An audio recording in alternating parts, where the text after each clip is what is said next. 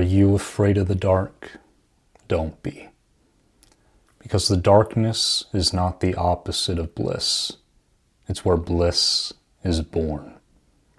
Now, how could this be?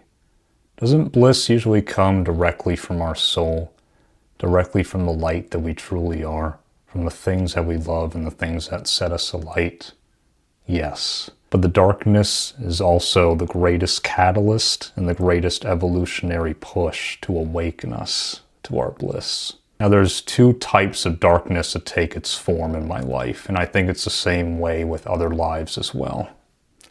One is the trials and the tribulations that we all go through during some point in our lives, whether it be the death of a loved one, a really bad breakup, an illness, things of that particular nature that bring about strong thoughts and feelings of sadness, grief, anger, things of that particular nature. Now, the personal example that I have from this is a breakup that I experienced several years ago.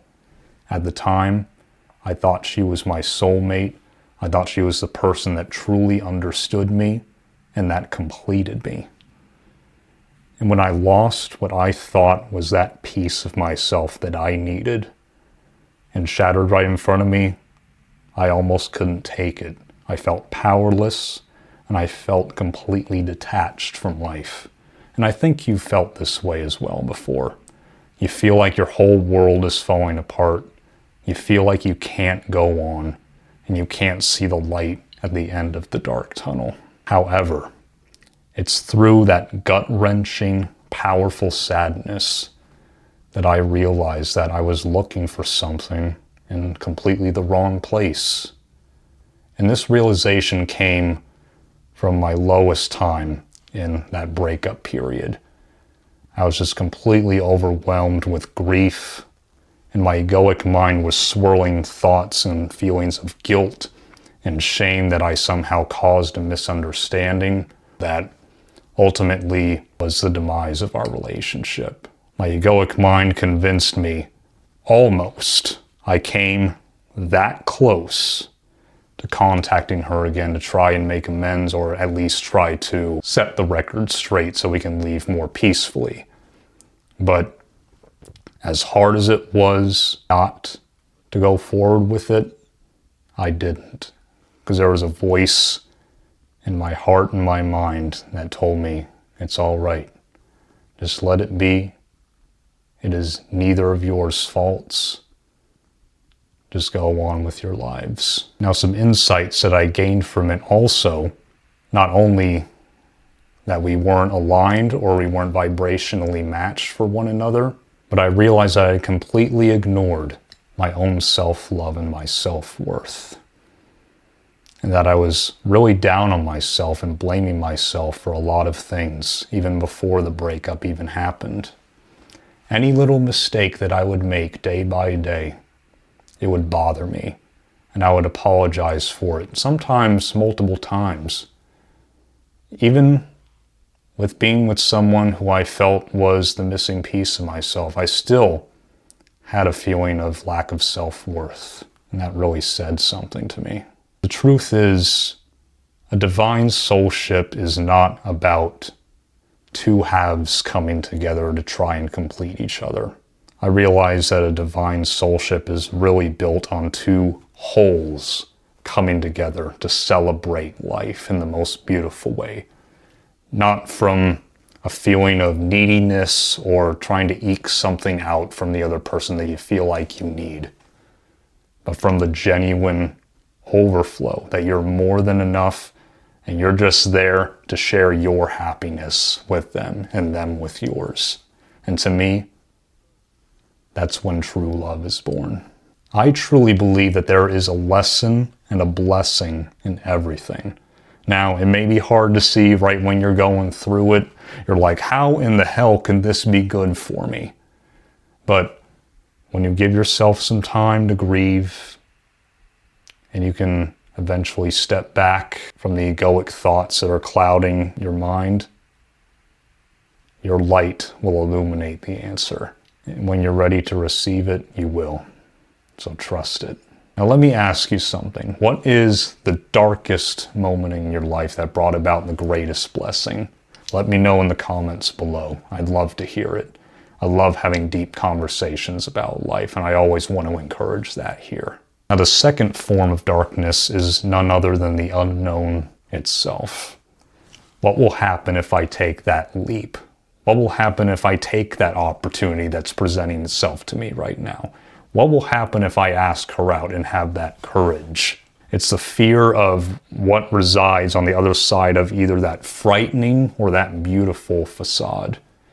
And when I felt this most deeply in my life was not other than when I decided to live in Japan after coming back from visiting. I was so excited in the beginning. I was pumped, I was there for it, and all these scenarios in my imagination came of all the infinite possibilities of good that could happen from this. What kind of opportunities would be there? Would I meet my soulmate over there? How fluent could I get in Japanese? You know, all these wonderful things. But then, as I inched closer and closer to realizing the dream and things started to unfold for me, that's actually when all the scary stuff and all the doubts started coming into my mind, and I started asking myself, what if Japan isn't everything that I think it's going to be? How well would I adapt to the culture and the language?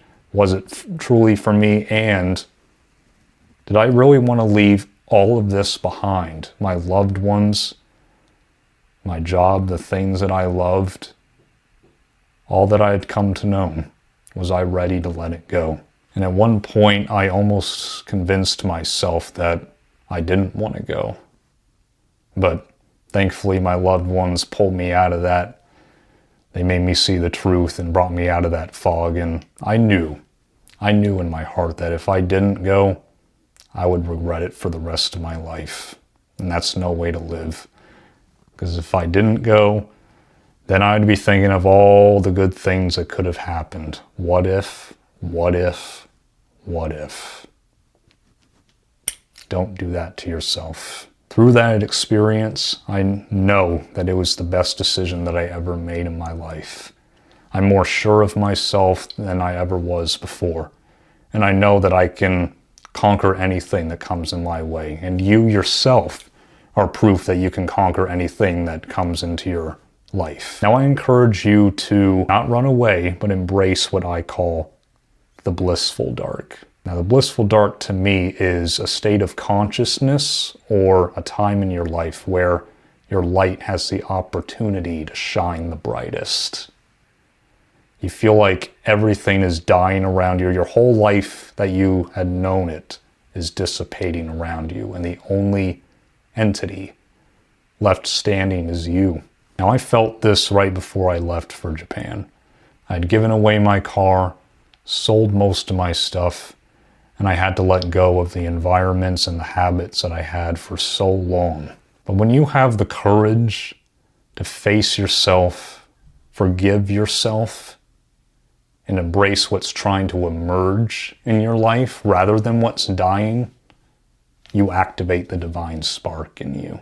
Now, if you need an extra push or source of inspiration to get started on the next stage of your life or to take baby steps toward your dream, check out my very first video.